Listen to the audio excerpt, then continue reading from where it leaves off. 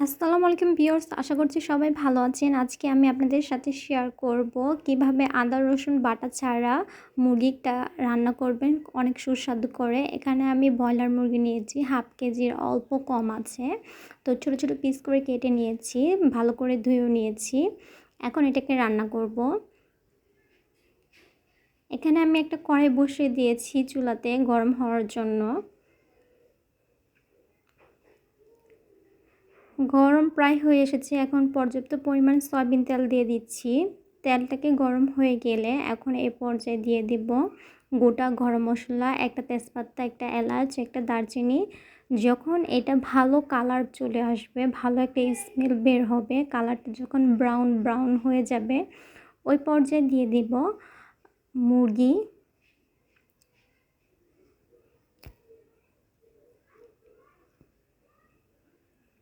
দেখতে পাচ্ছেন কালারটা খুবই সুন্দর চলে এসেছে।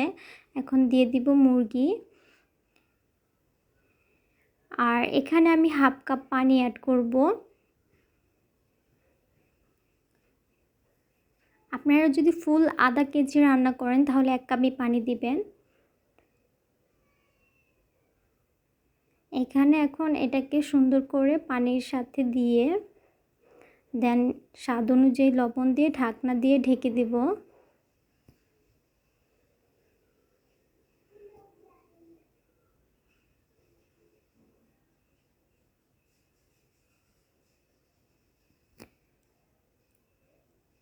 এখন এটা বলক আসার আগ পর্যন্ত অপেক্ষা করব। বলক চলে এসেছে, দেন আবার নাড়াচাড়া করে নিব।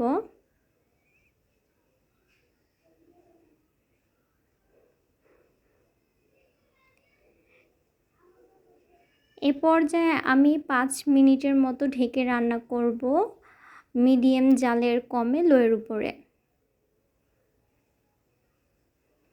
5 মিনিট হয়ে গিয়েছে। এ পর্যায়ে আমি স্বাদ বাড়ানোর জন্য কাঁচা মরিচ দিয়ে দিচ্ছি আর অল্প পরিমাণ হলুদ মরিচ গুঁড়ো।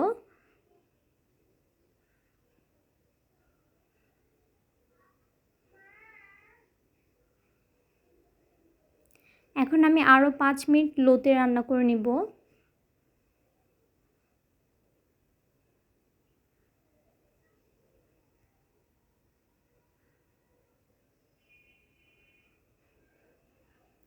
পাঁচ মিনিট হয়ে গিয়েছে, দেখতে পাচ্ছেন কি সুন্দর হয়েছে।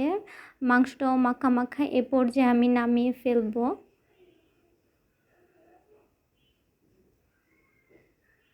দেখতে পাচ্ছেন কি সুন্দর মাংস হয়েছে। এটা আপনি রুটি পরোটা যে কোনোটার সাথে খেতে পারবেন। আর যারা একদমই কম খাবার খেতে চান তাদের জন্য অনেকই ভালো একটা খাবার। একবার হলে ট্রাই করে আমাকে জানাবেন কেমন লেগেছে। সবাই ভালো